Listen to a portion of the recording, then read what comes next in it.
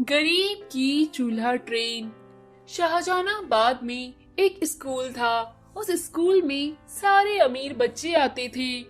25% गरीबों का कोटा होने की वजह से उसमें कुछ गरीब बच्चे भी पढ़ते थे।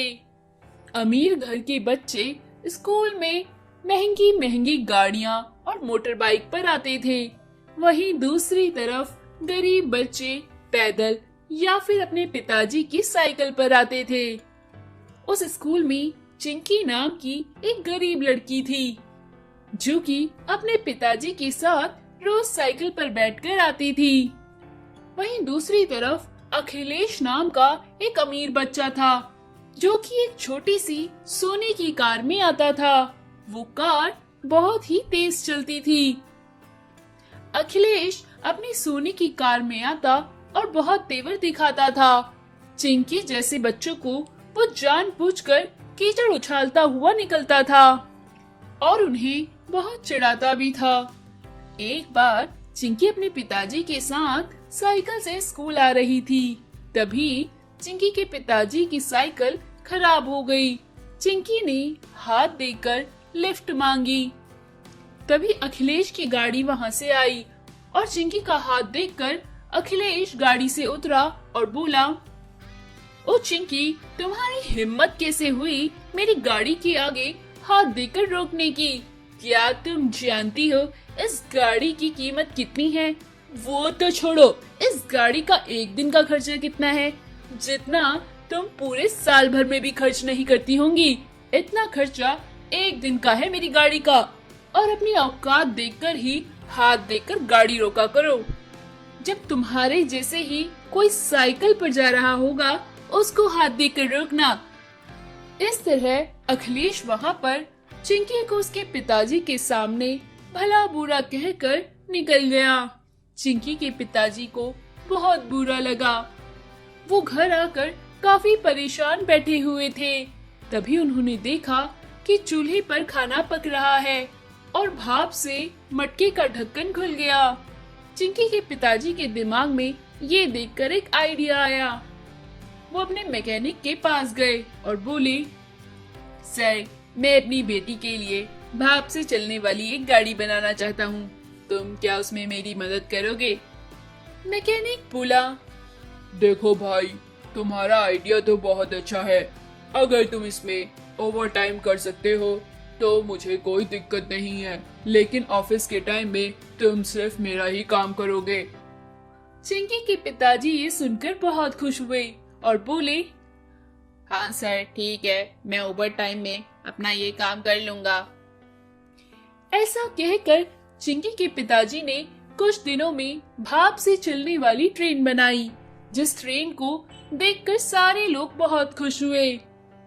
भाप से चलने वाली छोटी सी ट्रेन में बैठकर जब चिंकी सड़क पर उतरी और स्कूल को जाने लगी तो सारे लोग खड़े होकर उन्हें देखने लगे। स्कूल पहुंचकर बच्चे उनके आसपास इकट्ठे हो गए और जोर जोर से ताली बजाने लगे।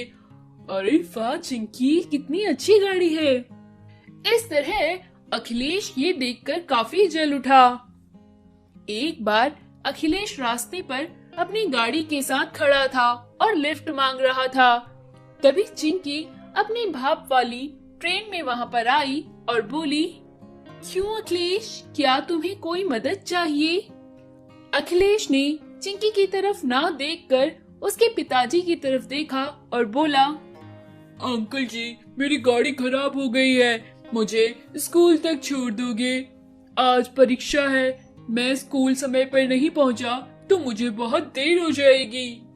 चिंकी के पिताजी बोले, क्या तुम जानते हो हमारी इस भाप वाली गाड़ी का कितना खर्चा है? पूरे 1 किलो लकड़ी लगती है और एक माचिस जलाने के लिए माचिस की तिल्ली। पर ये खर्चा बिल्कुल भी नहीं है। मैं तुम्हें अपनी गाड़ी में लेकर जा सकता हूँ। अखिलेश को अपनी कही हुई बात याद आई और उसे बहुत अफसोस हुआ। उसने अंकल और चिंकी से माफी मांगी और चिंकी के साथ परीक्षा भवन में पहुंच गया।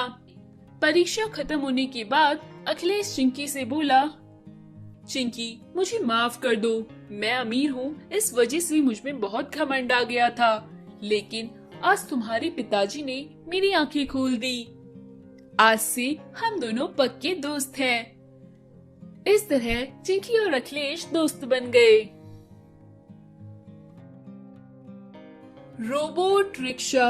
सूरजपुर नाम के गांव के बाहर एक बहुत बड़ी पुरानी हवेली थी जो खाली पड़ी हुई थी। उस गांव के लोग खेती बाड़ी का काम करते थे। उसी गांव का एक आदमी विदेश से रोबोटिक्स पढ़ाई पूरी करके अपने गांव वापस आ गया और गांव के बाहर खाली पड़ी बड़ी हवेली में रोबोट बनाता और वहीं रहता था। विदेश से लोग साइंटिस्ट हर्ष से मिलने के लिए आते रहते थे। विदेशी लोगों को हर्ष तक पहुंचने में बड़ी कठिनाई होती थी क्योंकि वो हवेली गांव के एकदम बाहर थी जहां कोई नहीं रहता था। हर्ष वहां अकेले अनेक तरह के प्रयोग करता और रोबोट बनाता। एक बार एक विदेशी ने हर्ष से बोला, आप इतनी दूर इस टूटे फूटे हवेली में क्यों रहते हैं? आपको तो सरकार शहर में बड़ा घर मुहैया करा सकती है। गाड़ी ऑफर कर रही थी, आपने वो ऑफर ठुकरा क्यों दिया? यहाँ रहने का फैसला आपने आखिर क्यों लिया हर्ष? हर्ष बोला, मुझे शोरगुल बिल्कुल पसंद नहीं है। मुझे एकांत चाहिए और मुझे गांव में पेड़ पौधों के साथ रहकर सुकून मिलता है और मैं यहाँ रहकर भी तो सरकार के लिए काम कर ही रहा हूँ।